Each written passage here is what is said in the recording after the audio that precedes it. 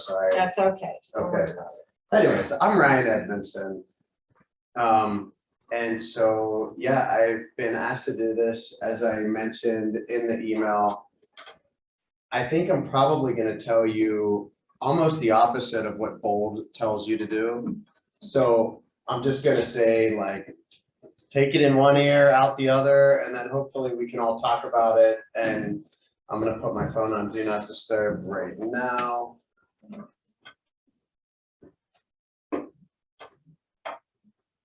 Okay. So I don't want to say I do the opposite of what Bold does, but I definitely deviate from it quite a bit. Has anybody been through Bold here? Jennifer, you guys have all been through it. So basically I would say the theory behind Bold is this has all been done before. People have figured out the best way to do things. And if you follow that advice, you'll get listings, you'll get business, you'll get everything. I think that's all true. For me, I'm just not comfortable doing it that way.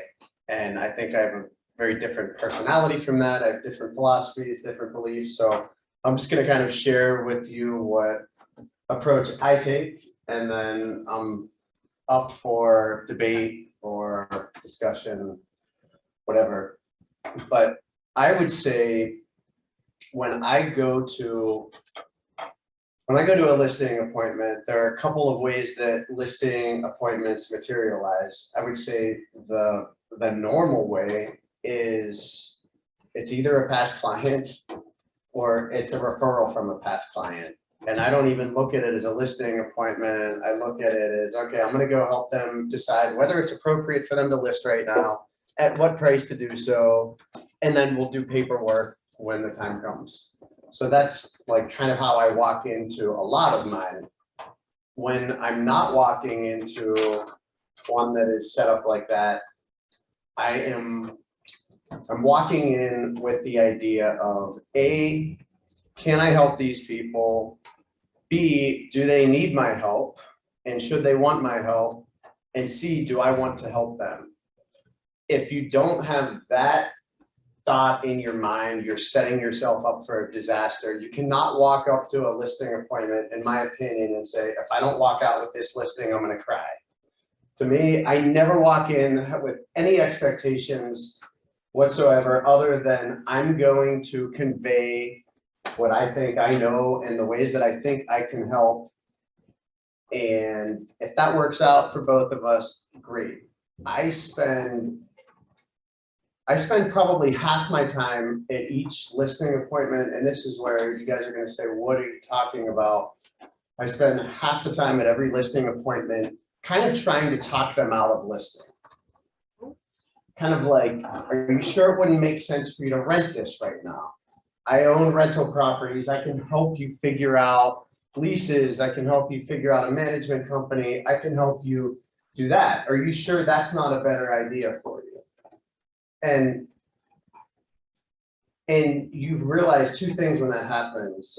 Number one, you figure out right away, like, are they really serious about selling? Because sometimes they'll say, nope, we thought about that. We don't want to do that.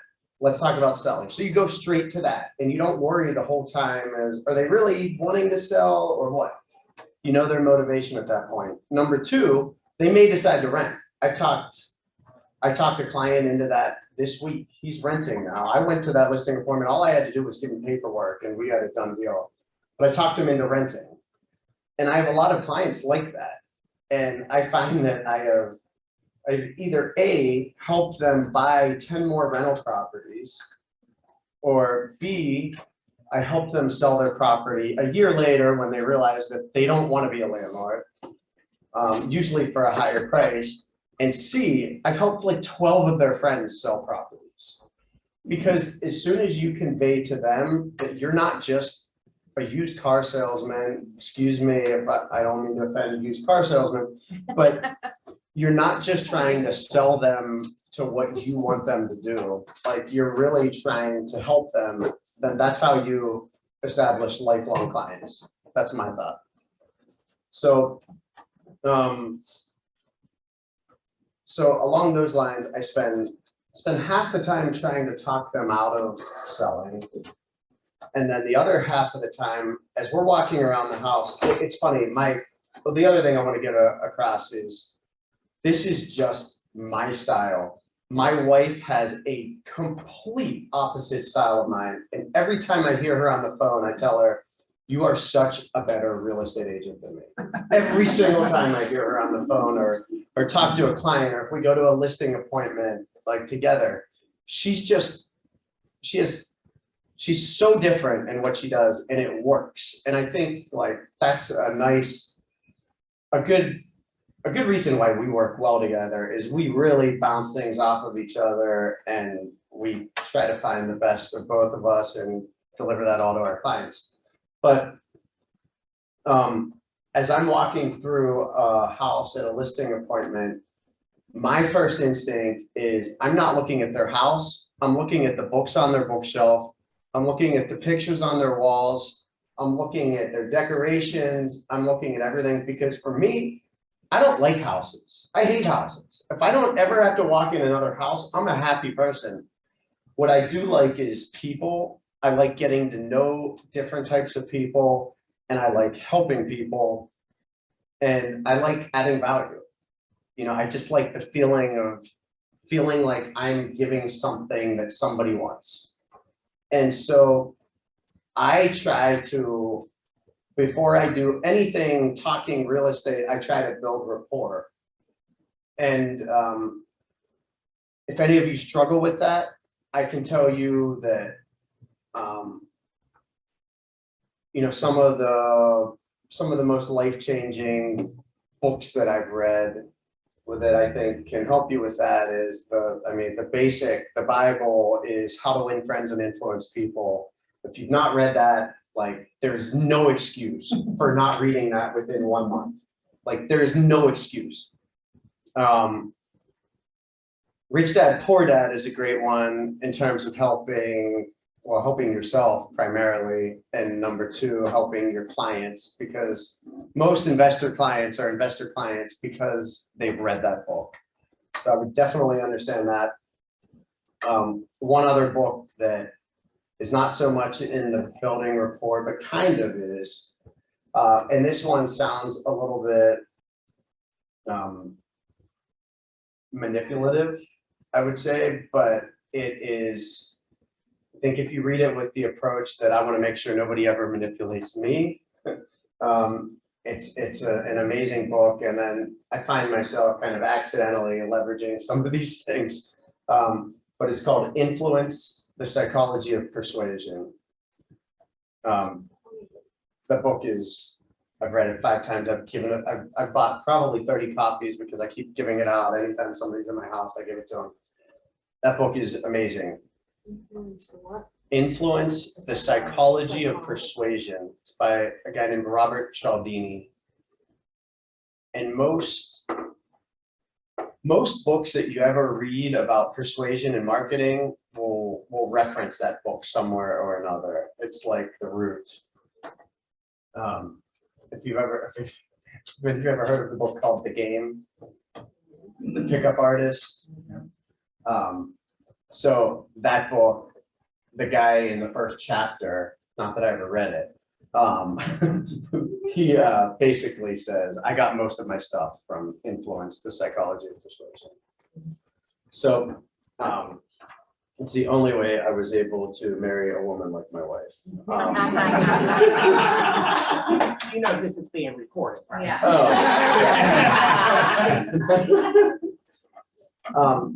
Okay, so anyways, all of that aside, you know, I don't have a set process for going into a listing appointment, but it's a little more formal if I've never met the person. And so I do bits and pieces of these various things that I'll show you right now, as far as bringing materials. And besides sitting down and reviewing comps, I normally hand them a stack of of like marketing stuff and say, this is a bunch of marketing stuff. If you want to read it, great. If you want to throw it away, that's fine too. but I kind of obligated to give you something, so you know I'm doing something, right? And I don't know, sometimes they read it, sometimes they don't. The benefit of doing that is you can kind of put some stuff in there that is like more of bragging about yourself, that I'm never gonna like stand up and say, oh, I got a degree from blah, blah, blah, I got a whatever, I have all these investments. I'm never gonna like tell them that. But if it's in like a marketing brochure, it's more acceptable to me.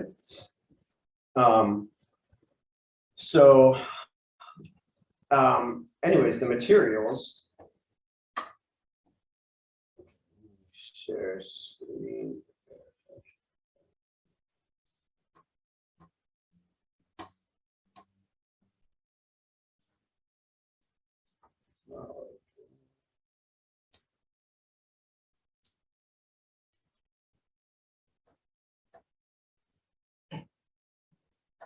They tell me you can't share. Yeah, it's just not letting me. She's gonna give you permission. Yeah. Okay.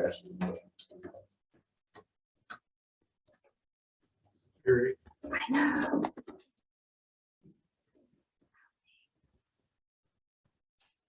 Oh, it says that you can. Yolana, can you do. give Ryan permission to be the admin or screen share? Oh, wait, I might be on my end, but I need to grant access. Yeah, I think that's It the says that problem. he's allowed.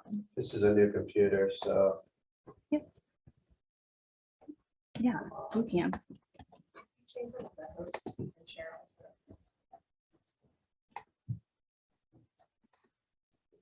There you go. You're a host now. Okay, Let's see if cool. that works. So Ryan, while you're figuring that out, did you use the multi-list for getting comps, or did you use the RPR? Well, I don't know what RPR is, so I would assume I use the multi-list. Look at Jen's face. Ryan, you We were missed my just talking about RPR last I class. used your RPR. You missed my What is the RPR. RPR? Yeah, We're gonna talk. Yeah. really? you say it? So the Everybody will know. the RPR is a realtor, Property NAR, resource. company resource. It's, they have a mobile application that's actually gotten really good in the last 18 months. But it's a website and mobile app where you can go on and Awesome. create extensive reports, sellers reports, buyers reports. Please. Yeah, all you have to have is your notes. I mean, That's it. Yeah. Awesome. Okay. That's super exciting. So it's pretty. Yeah. Okay, yeah, I do my CMAs on multi-list. Oh, when you see the You're PC gonna cry class for when you see NPR, RPR. Awesome, that makes my day, Yeah. because that's like, that's one thing that some of these other companies are offering right now that's so much better than CMA on the multi-list, so Yeah. that's Oh, yeah. fantastic. So this is like, if we don't know, the person, we'll generally start with an email to them, which this is the email. And one thing that I will happily admit is that most of this content here was with permission stolen from a woman named Jenny Wolick. I love Jenny. Okay, so you know Jenny Wolick, Yeah. she has a class called Mirror My Business that if you are new, I mean, it's a no-brainer. Yeah. Do that. Even if you use 3 or 4 things out of it, I mean, it was like a couple $100 and she hands you her business. She shares the Google Drive with you. Yeah. It's JENNIEWOLEK. She's Yeah. in Tulsa, Oklahoma. And she has a Facebook, she has a Facebook group WOLEK. that, I mean, I don't know. Huge YouTube. I don't know how she has enough Viral time to marketing. do what she does on like Facebook and YouTube and everything, but there's so much content there that, yeah, I would highly recommend that. But so basically, this is our email that is set up through, I would love to figure out another platform for it because we so rarely use this.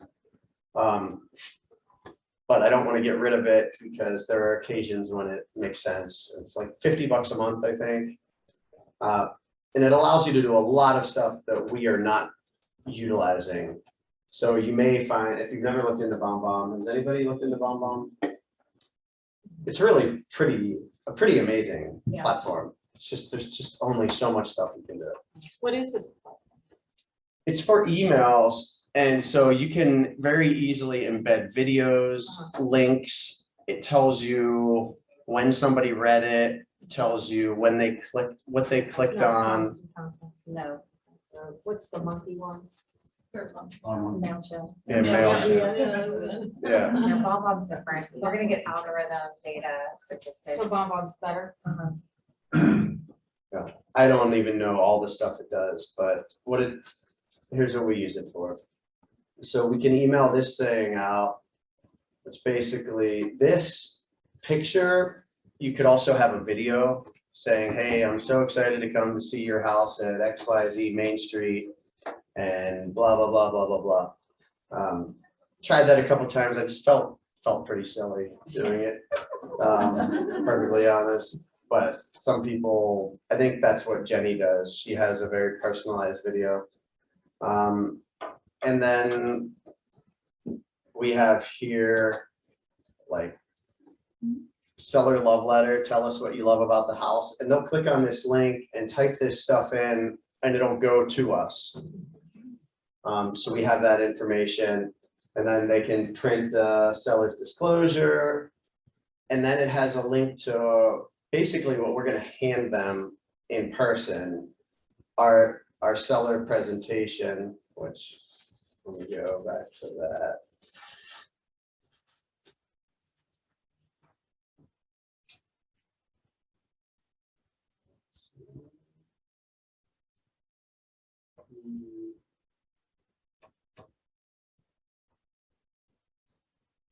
Sorry guys, 1 second.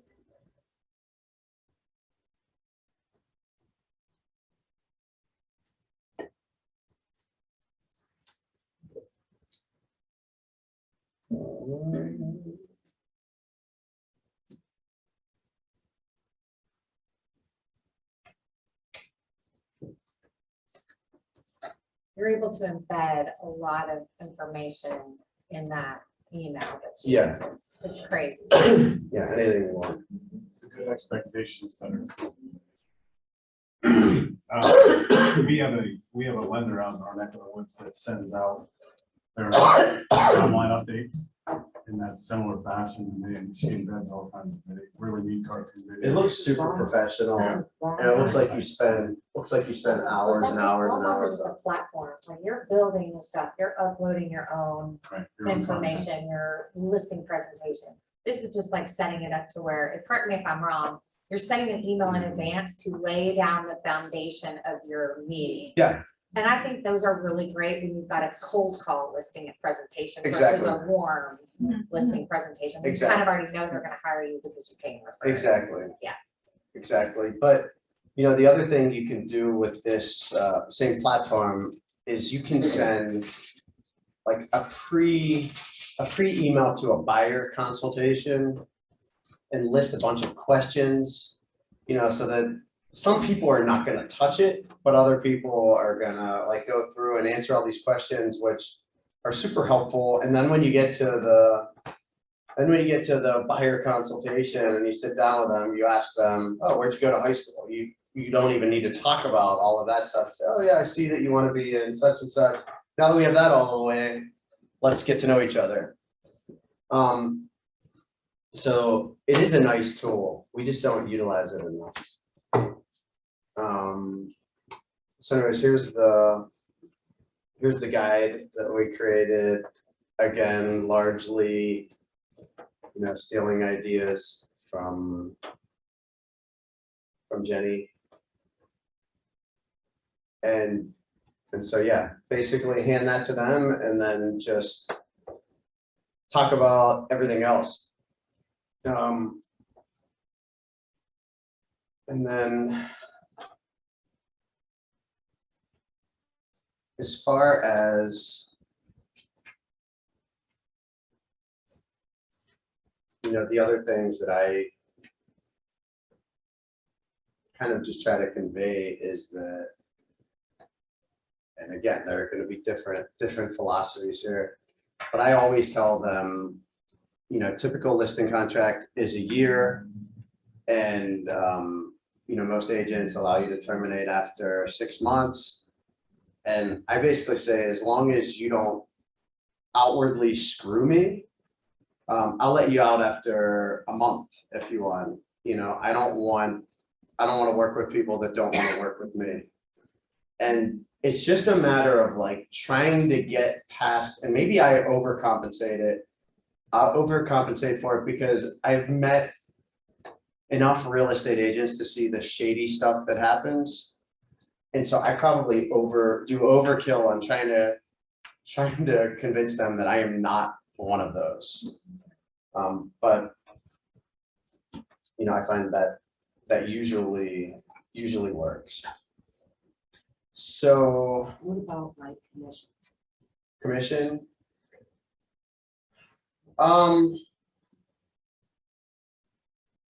You know, I generally stick to the standards, but there are times, especially with like, you know, friends that have referred 20 people to me, that I give a very big break to, and I won't, you know, I'll give more than half on the other side, you know, just so it's competitive from the buy side, and then not, you know, I try not to sell myself short, but I also try to like not look at it as much from the money standpoint. Because it just seems like, you know, karma is a very real thing. And I really truly believe that the more you give, it just comes back in like ways that just kind of blow your mind. So I don't know. That's kind of, let me see, I had some notes. Let me just make sure. Okay, so the one other thing, when I hand them that stack of paperwork, I'll also give them a consumer notice. And I think most people do not have the ability to talk through that. Just kind of very quickly highlighting what that means says something to them that they have a clue of what you're doing. So I'll often briefly go through that, and then I'll give them a seller's disclosure. If the property was sold before on the multi-list, I'll also give them a copy of the old disclosure, say this might help you. And then I say, when I hand it to them, I say, look, you're gonna need this whether you list with me or anybody else. So you're not committing to anything, but you're gonna need to do this. Let me know if I can help you with it. And then I'll bring, you know, the seller's guidebook, which I just showed you. And then a CMA, which I'm gonna learn how to do a better one, thanks to Ally. And then I often also bring, sometimes if it's appropriate to bring a laptop, I'll do that instead, but otherwise I'll often, and this is probably, you guys are gonna probably say there's a way better way to do this, but the comps that I think are most important, I'll print them out along with the photo gallery. So we can actually talk through them. And then I generally follow up with an email that I'm gonna show you an example of an email follow up. So can you see that? Yeah, let me show.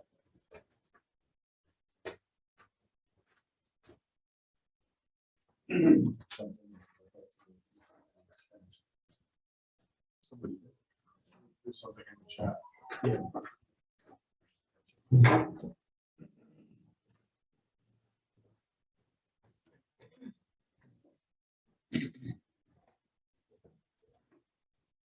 I'll check in.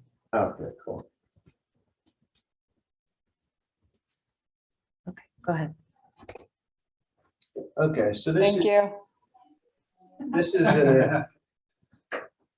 an example of a follow-up.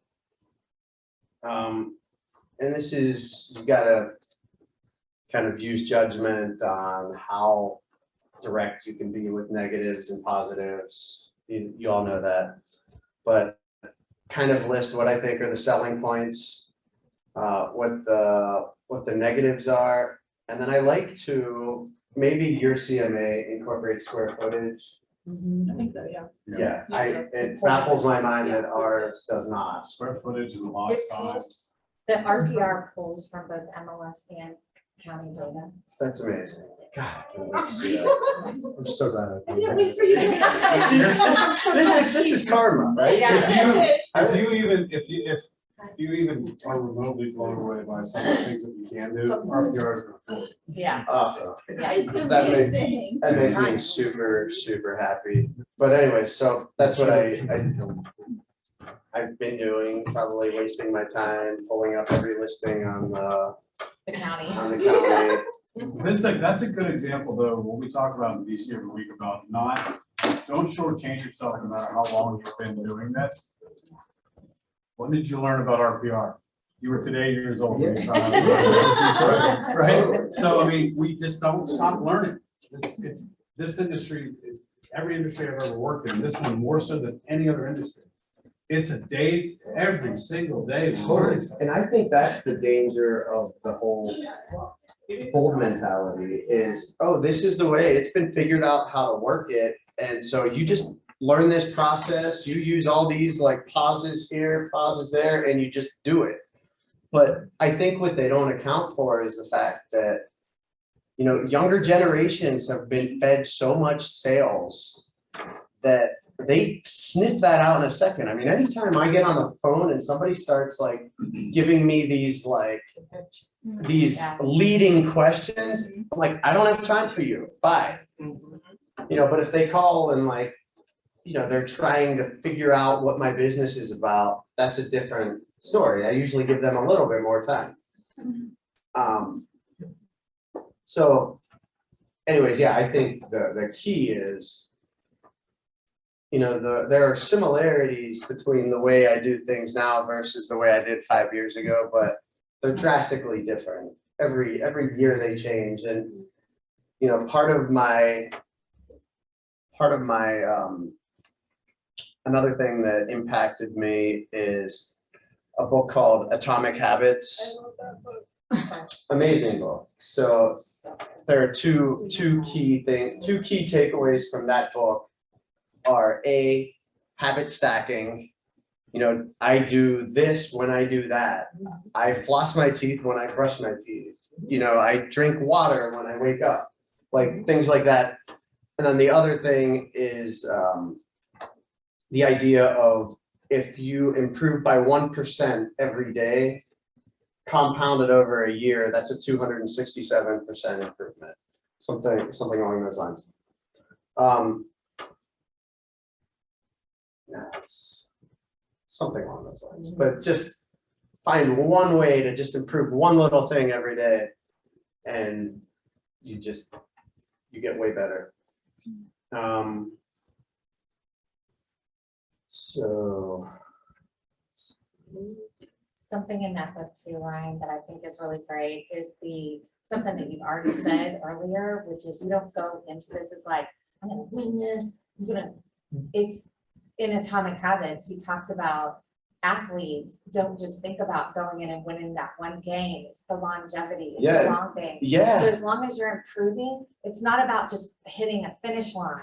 It's not about just winning that thing. It's about, you know, you're just keep getting better, and all of those wonderful things will come because you're doing that. Yeah. You know. and it's the ability to. That's a great point. It's the ability to like go in and improvise and figure out what works. Yeah, what works, what doesn't. Like, oh, I got a good response on that, and that's the one thing that I'll say that I fully support with Bold is that they'll tell you, you know, we all use scripts.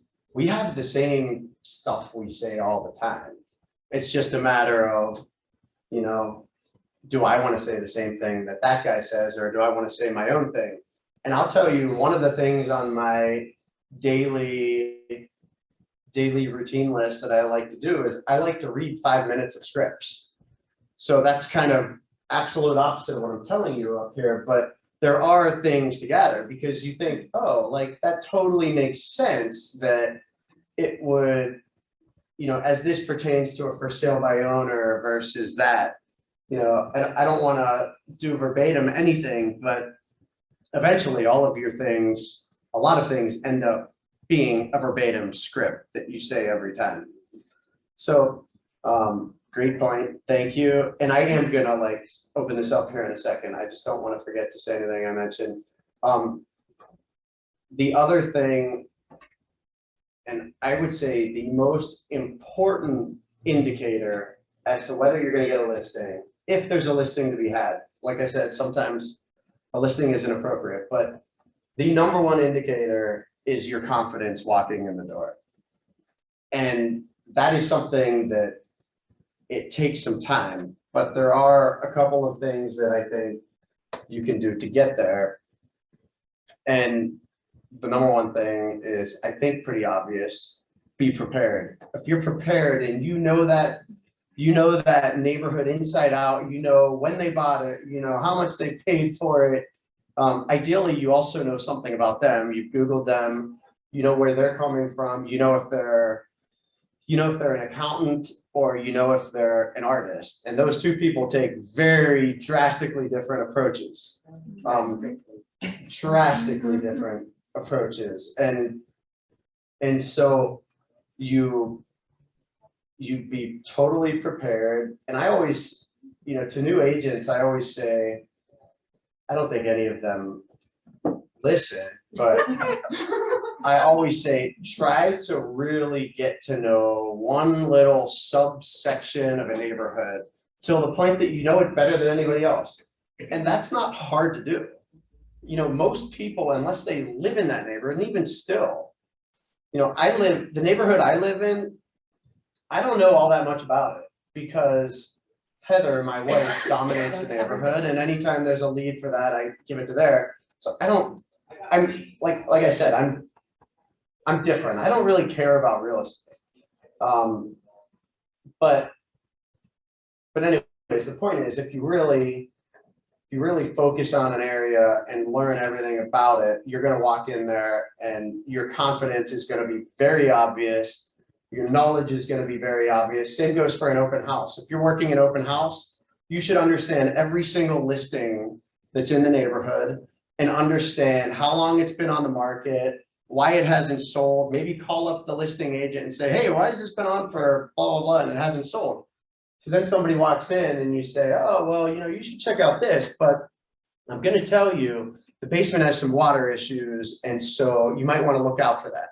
You just want to, you know, come across as knowing what you're talking about. You're gonna flip when you get RPR.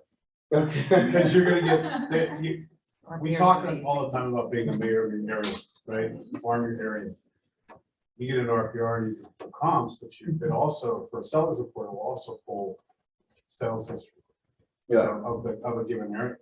So you can see, you'll know what houses sold for what and when, and how long it was on the market, and And it's really just a push of a button. yeah, and you'll just be Remarkable. able to go in with that confidence that you mentioned, like to know, you know, oh, by the way, that house had, you know, sold for this, it was on the market for X amount of days.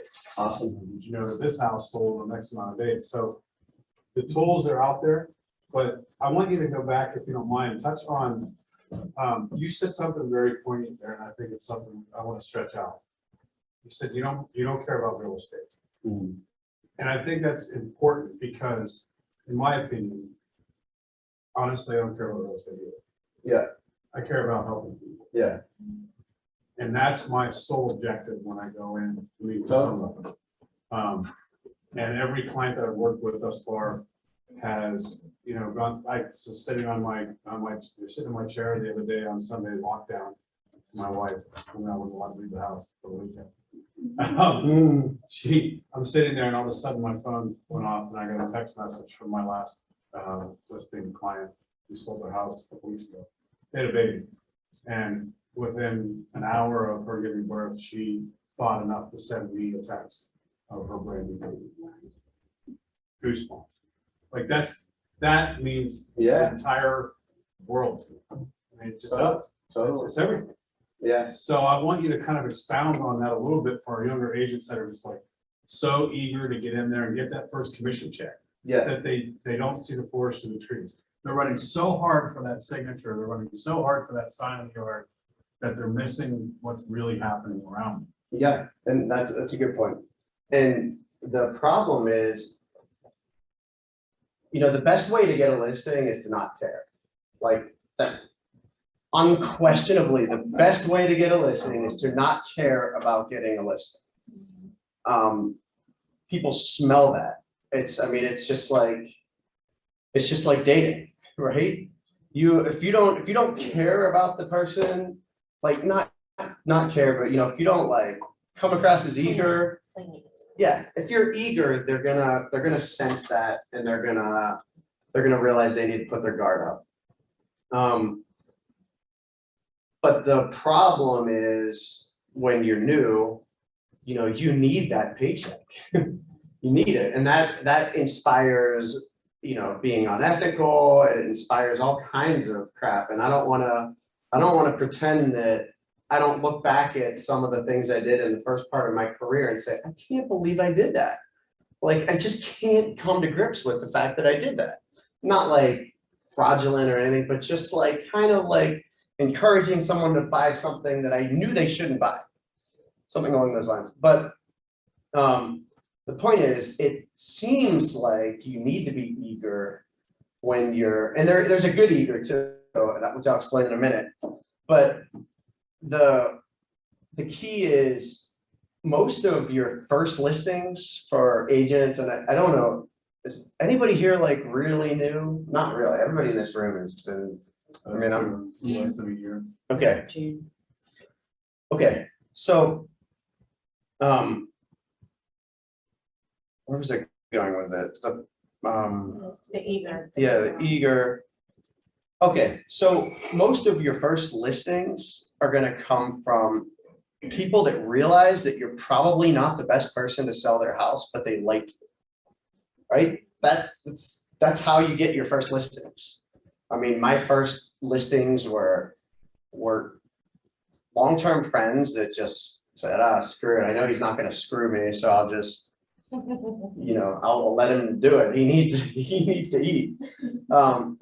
There's that, or just people that you just develop a rapport with, and they don't care about real estate. They don't care about anything you say regarding real estate. They just care about the fact that they feel like you understand them, you care about them, and you're going to be honest with them. So as much as you intuitively want to be eager and like sell yourself, that's the other thing, is the less you say about yourself, the better you are in any of these listing appointments. I mean, one nice thing, a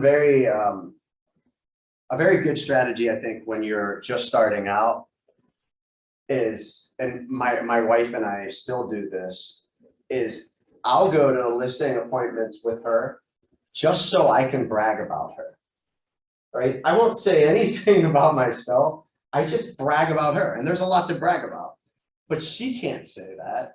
She can't tell them, oh, I sold 8, she can, but it comes off a lot differently. So if you do it with a partner, your first few listings, or bring somebody along, like, Maddie on our team, when she first started out, I went to, a fair amount of stuff with her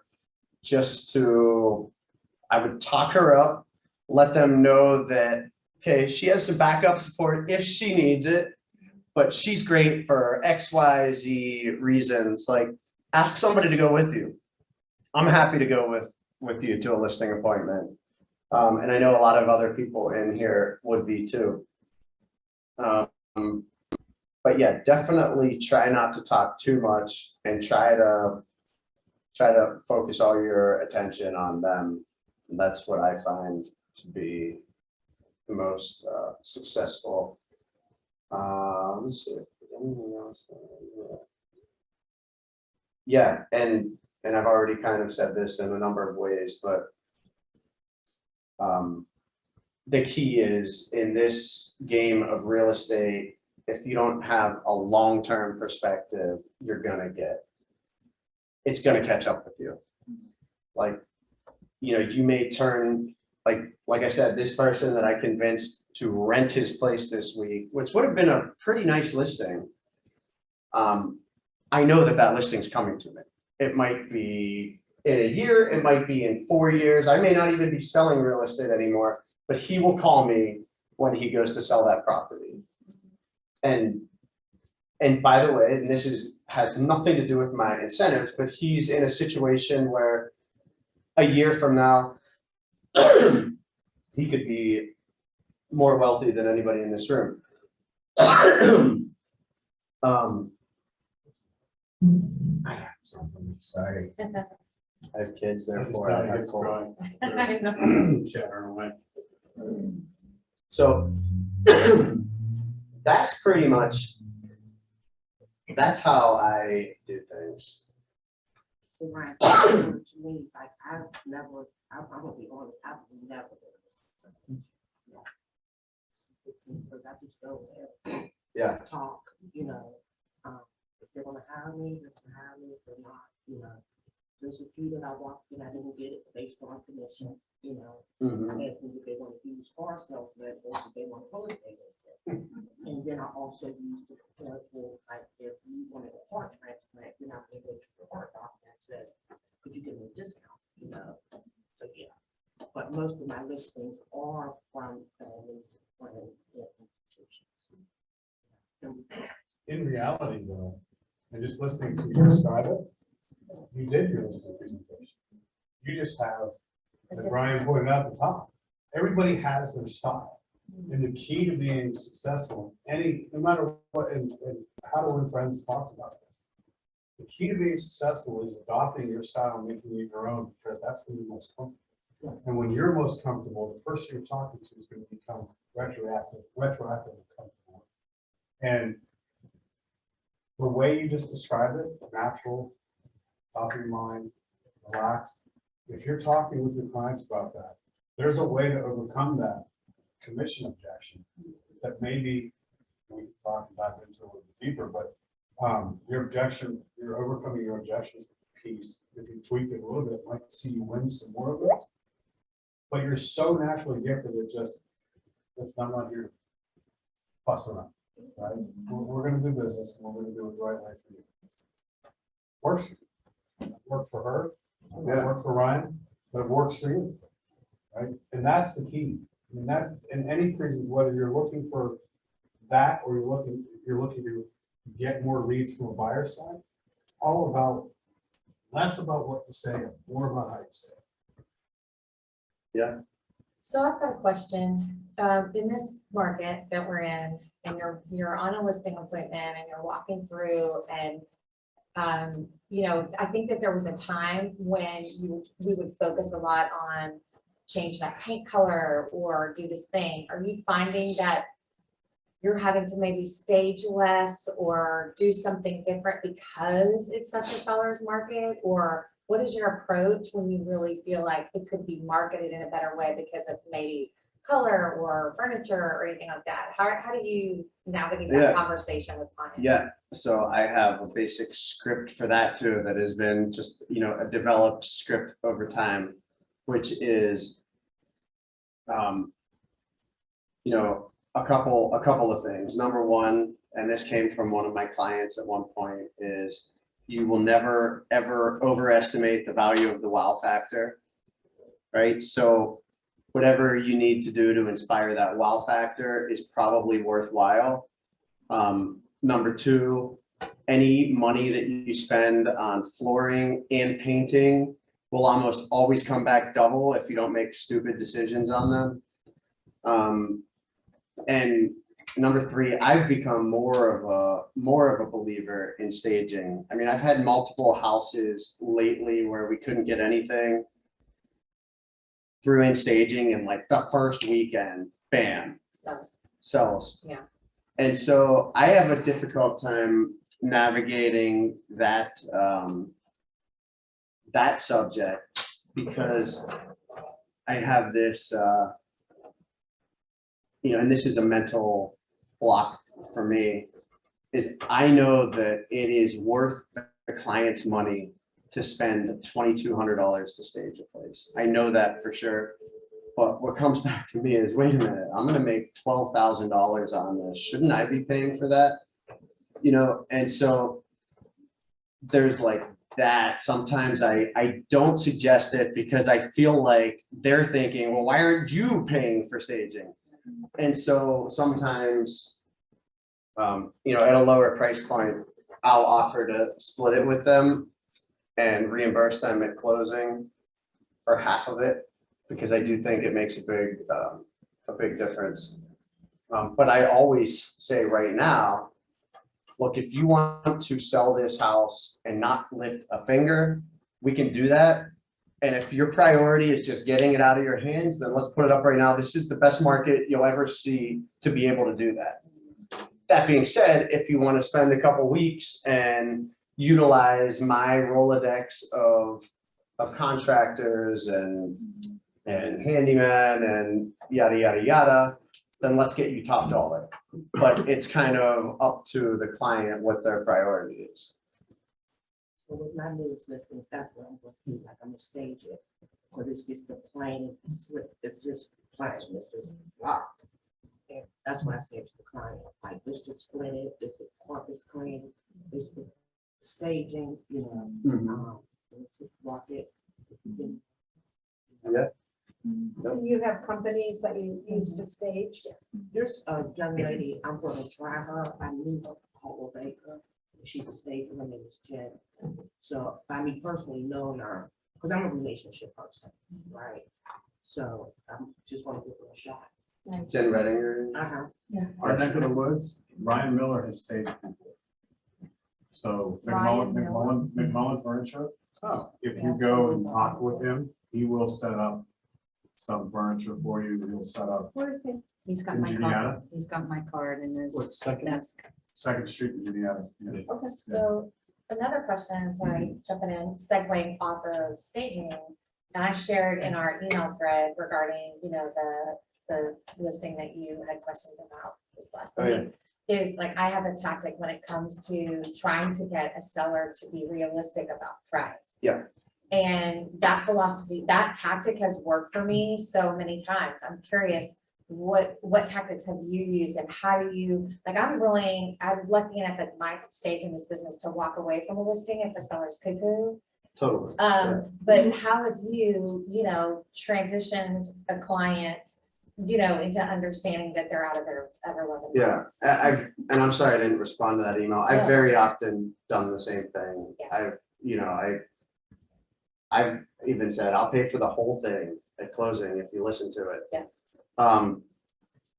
But the issue, I guess in Jenny Wolick, I mean, there are a lot of agents that do that. That's part of their listing process is, you get an appraisal and then we list it at that price and blah, blah, blah. Like, that's part of the process. I don't personally, I'm not comfortable with that because I've seen really crappy appraisals. And I don't think they look at things like we do. And if we were, you guys have all been working with buyers lately that they say, oh, well, last year this house, right next door sold for $426,000 and it's, it's a little bit nicer in the second floor bathroom. And I say, well, yeah, that was a year ago. And so appraisers, I think their values are a little bit behind. So but it's certainly going to help your cause in terms of showing them a realistic number. But then the part of it is kind of like, I see that as one of the biggest values we provide is helping them come up with a number. So, but if we're saying that it's this and they're saying that it's that, then appraisal is definitely a great thing to utilize. And if you have, I have a couple of appraisers that I've talked to that say, hey, if I throw you this, like, can you give us a decent price? The problem then is like, are they gonna be giving you the number you want? Then there's like that whole conflict of interest, but I mean, it's all a way of posing it to the appraiser, but then does the client think that you're trying to do something behind? I think it's a good strategy. So what I try to do is, they have a set price and they're here, right? And I know it's way too high. I just say, okay, let's get at your price. Let's see what happens over the next couple of weeks. Same days. Yeah, that's exactly, that's what I was gonna say next. Take it for a walk for 10 days. If you don't, I would say, if you don't get at least 5 showings this weekend, then My you're turn. overpriced. Yeah. I've actually had clients agree to sign the change form already that says on day 10, if we don't have an offer, we're lowering it to this. And listen, we're getting into a funky area. Let's be honest. Rates are going up. Mhm. We have sellers that are still living in the past. I hate to say it, Yeah, but reality has got to sink in at some point, and it's up to us at the end of the day, right? I mean, we're the ones that are professionals. We're the ones that are setting the standard, and we want the expectation for that seller to be reality, not 6 months ago or a year ago. yeah. One little data point that could be helpful for everybody right now. I know that I will probably share it is, I just read an article in the, I think it was in the Wall Street Journal this morning, Forbes had one too this morning. saying, from an economist saying that they're predicting housing prices to go down by 25% by the end of the summer. Yeah. To go down. Down 25%. That's because I don't rates are gonna believe go it. up. The rates, I think it's gonna be that big. Yeah, I mean, yeah, well, well, it depends on the market. Pittsburgh has typically been just a nice, even with a few exceptions, your Lawrenceville, your this or that. But we've seen this really weird, thing and just such low inventory. It'll be interesting to see how interest rates affect certain buyers and their ability to now afford that price point that they originally were looking at last year.